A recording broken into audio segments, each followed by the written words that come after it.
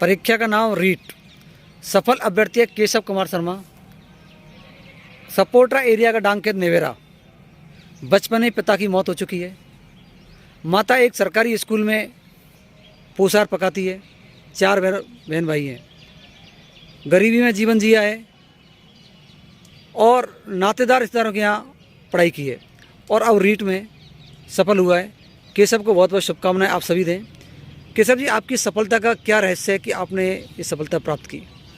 मेरी सफलता का रहस्य में सबसे ज़्यादा सफलता का जो श्रेय देना चाहूँगा वो मेरी माँ को देना चाहूँगा, जिसने विकट परिस्थितियों में बहुत सारी मेहनत करके मुझे इसके लिए तैयार किया कि मैं पढ़ लिख कर कुछ लायक बनूँ और मेरी माँ की और मेरे परिवार को सहयोग करूँ और उनकी सेवा करूँ।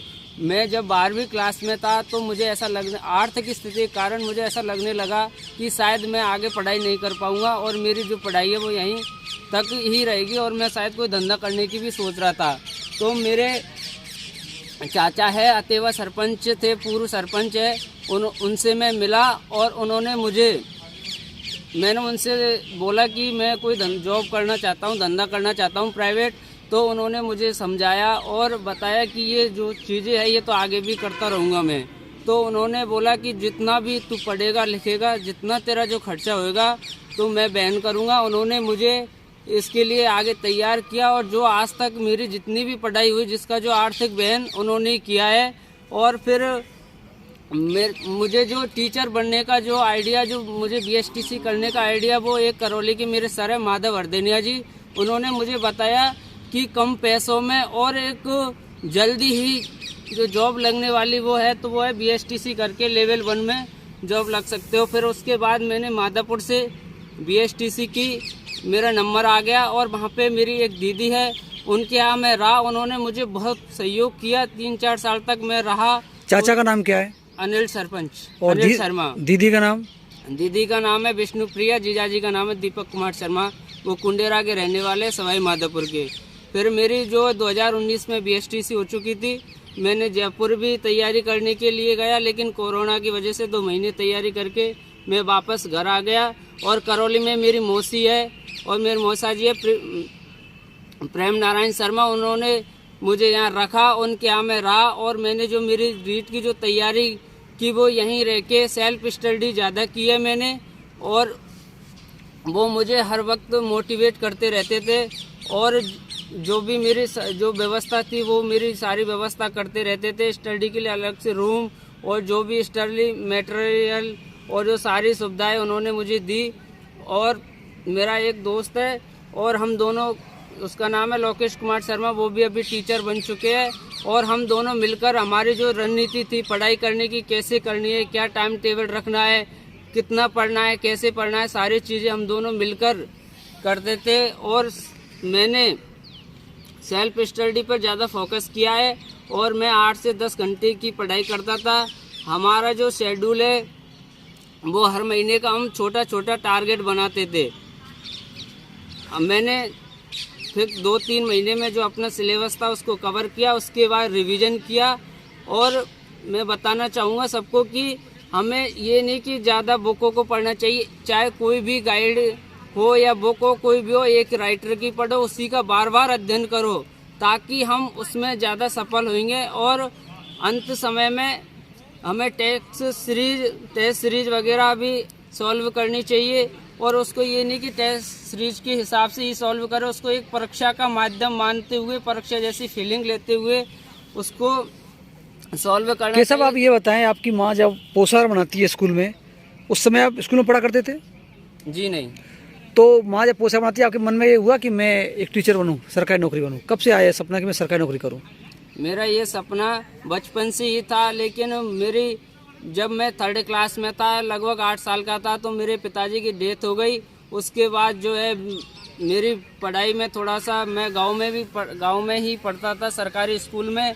और फिर मेरे वहाँ तक गांव में मैंने 9th तक पढ़ाई की। उसके बाद मैं अतेवा मेरे मामा के यहाँ रह के मैंने 12वीं की।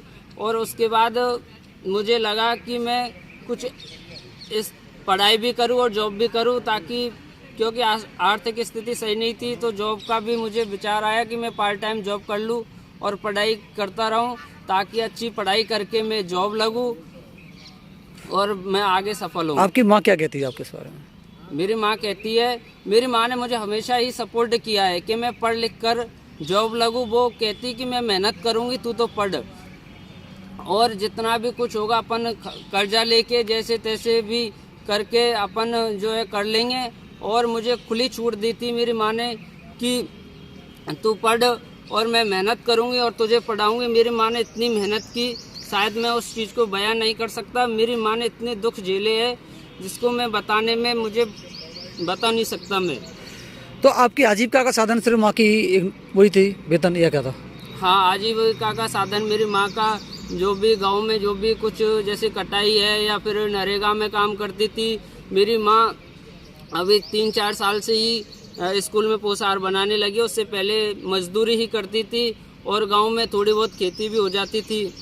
आप कितने बहन भाई हैं? हम चार बहन भाई हैं। छोटा भाई क्या करता है? मेरा छोटे भाई ने ITI कर लिया और ग्रेजुएशन फाइनल है। दोनों बहन क्या करती हैं? मेरी बड़ी बहन 12th में है और उससे छोटी वाली बहन 11th में है। अब आपका क्या सपना है? मेरा सपना है RPSC। RPSC में? हाँ। किस पोस्ट पर? RAS। RAS एग्जाम दिया कभी या पहली बार दोगे? नहीं, दे लिया, लेकिन उसमें मेरा प्री क्लियर नहीं हुआ। हाँ, तो मेहनत जारी रहेगी? मेहनत जारी रहेगी, आगे अब वही फोकस है। कैसा बाबा, आप टीचर बन चुके, आपकी शादी कब करोगे आप? शादी का अभी तो कोई विचार नहीं है। मेरे परिवार की स्थिति अभी भी बहुत नाजुक है। पहले मैं परिवार को थोड़ा, मेरे भाई बहनों को पढ़ाना मेरा पहला उद्देश्य है।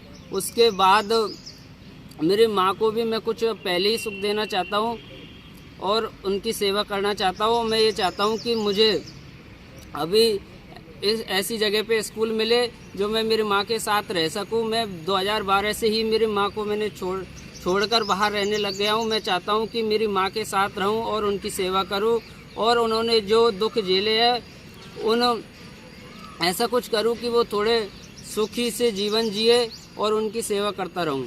बहन भाइयों की पढ़ाई के बारे में क्या सोचा है? मेरे बहन भाइयों को मैं पढ़ाऊँगा और मैं ये चाहता हूँ कि मेरे भाई बहन भी पढ़ लिख कर कुछ ज़िंदगी में कुछ सफल हो, जॉब लगे उनकी।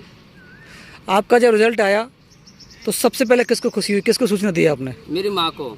आपने दी? हाँ। क्या था घर का माहौल?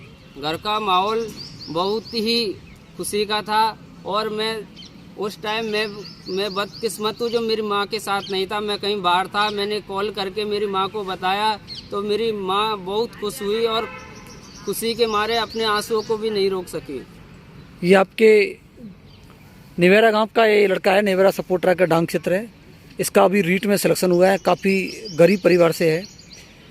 कोचिंग का सहारा भी इसने नहीं लिया और अब ये सफल हुआ है।